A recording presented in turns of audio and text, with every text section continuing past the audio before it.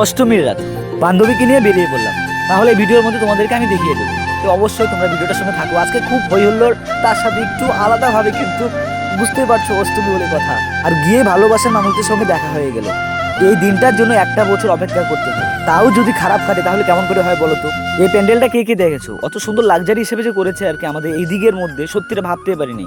এই পুজো প্যান্ডেলটার মধ্যে মনে হয় কিছু একটা মেসেজ ছিল আর কি। ঘন জঙ্গল থেকে শুরু করে যখন একটা আপডেট 2025 সালে আর কি অনেক কিছু আপডেট হচ্ছে, সেরকম যে জিনিসটা তুলে ধরেছে আমার ব্যক্তিগতভাবে মনে হচ্ছিল আর কি।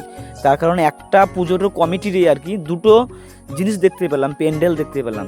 তার উদাহরণে যে আরেকটি দেখতে পারো তোমরা।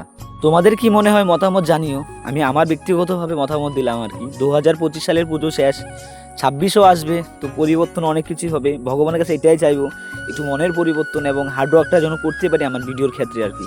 তাহলে তোমাদের কাছে আশা করি যে ভিডিওগুলো আমি বলি সেগুলো আমি তুলে ধরবো। তো প্যান্ডেলের একটা উদাহরণ ছিল এইটা। তো এখান থেকে আমরা কিন্তু কিছু কিছু খাবার দাবার খেয়ে বেরিয়ে পড়ি। ছোটো ছোটো পার্ট দেখানোর ইচ্ছা ছিল কিন্তু আমি পারলাম না। তার কারণ হচ্ছে দেখো, এক জায়গারই ভিডিও যদি 6-7টা যদি বানিয়ে যদি রিলসে যদি আপলোড করি কীরকম একটা অন্যরকম লাগে। তার জন্য আমার হচ্ছে ভিডিও করি একটা ব্লকে একটাতে শেষ আর কি। আর হচ্ছে বান্ধবী ললিতা, কোনো বান্ধবী নেই, বন্ধুকে একজন আর কি। আমরা কয়েকজন টিম মিলে গিয়েছিলাম, গিয়ে একটু বেশ আনন্দ করি। মানে প্যান্ডেলে প্যান্ডেলে যেহেতু পুজো দেখছিলাম, বাস একটু লাস্ট আর কি ফুচকা টুচকা খেয়ে বাড়ির দিকে। তো মা আবারও এসো, কিন্তু একটু অন্যরূপে অন্যভাবে।